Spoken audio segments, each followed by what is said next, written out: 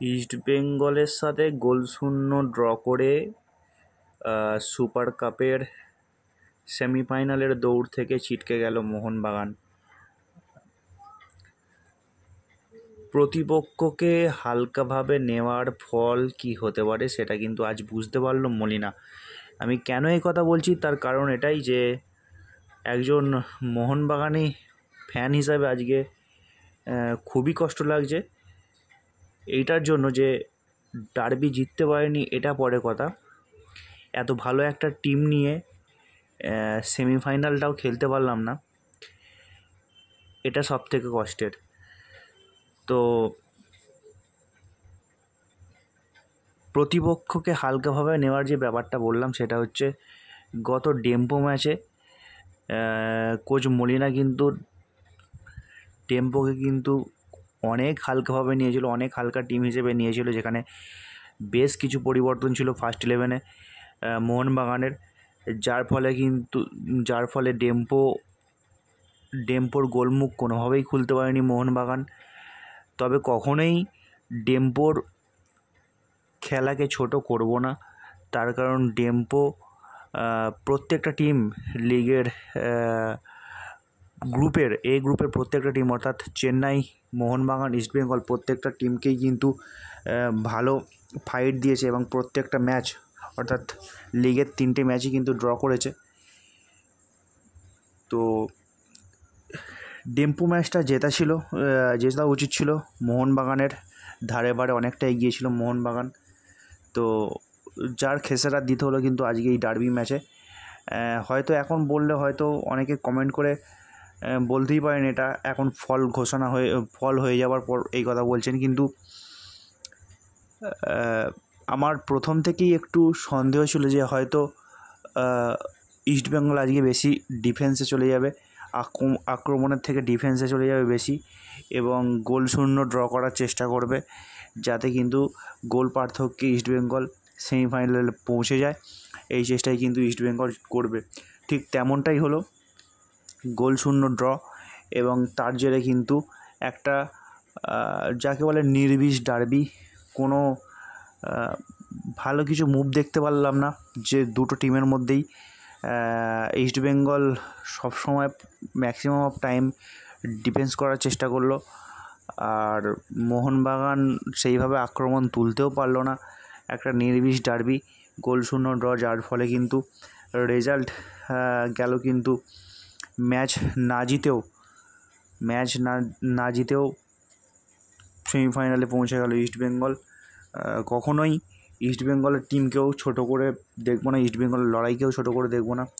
অসাধারণ পুরো টুর্নামেন্ট জুড়ে ফাইট করেছে ইস্টবেঙ্গল টিম। আমার ভিডিও আপনারা যারা দেখেন তারা অবশ্যই শুনে থাকবেন, আমি এর আগেও বলেছি এই ইস্টবেঙ্গল টিম কিন্তু গত 2-4 বছর আগেকার ইস্টবেঙ্গল নয়। এই ইস্টবেঙ্গল কিন্তু ভালো ফল করবে। তো ভালো ফাইট ছিল আজকে। যদি প্রথম একাদশ দেখি মোহনবাগানের, প্রথম একাদশ দেখতে গেলে মলিনা কিন্তু 3টে ফরেনার নিয়ে নেমেছিল। ফার্স্ট 11 3টে ফরেনার রেখেছিল, যেখানে ম্যাকলারেন ছিল, টম অলড্রেড ছিল এবং রড্রিগেজ ছিল। তারপরে যখন গোলমুখ খুলতে পারছিল সেখানে কিন্তু পরস্পর সব বিদেশিকেই মাঠে নামায়, তারপরেও কিন্তু গোলমুখ খুলতে পারেনি, যার ফলে কিন্তু গোলশূন্য ড্র এবং সেমিফাইনালের দৌড় থেকে কিন্তু ছিটকে গেল মোহনবাগান। কোনোভাবেই গোলমুখ তুলতে পারলো না আমাদের বিশ্বকাপাররা। হেভিওয়েট টিম নিয়েও কিন্তু কিছুই করতে পারলো না মোহনবাগান। তো বেস্ট অফ লাক ইস্টবেঙ্গলকে, অবশ্যই বেস্ট অফ লাক। সেমিফাইনাল খেলবে তারা, কলকাতার মেন দুই প্রধান তার মধ্যে থেকে এক প্রধান সেমিফাইনাল খেলবে। অ্যাজ এ মোহনবাগান ফ্যান নয়, অ্যাজ এ ফুটবল প্রেমী হিসাবে আমি এটাই চাইব যে ট্রফি যেন, সুপার কাপ ট্রফি যেন বাংলাতেই আসে, ইস্টবেঙ্গলের ক্যাবিনেটেই ঢোকে যেন ট্রফিটা। কারণ ইস্টবেঙ্গল পরপর চেষ্টা করে গেছে, বহুবার চেষ্টা করেছে। অস্কার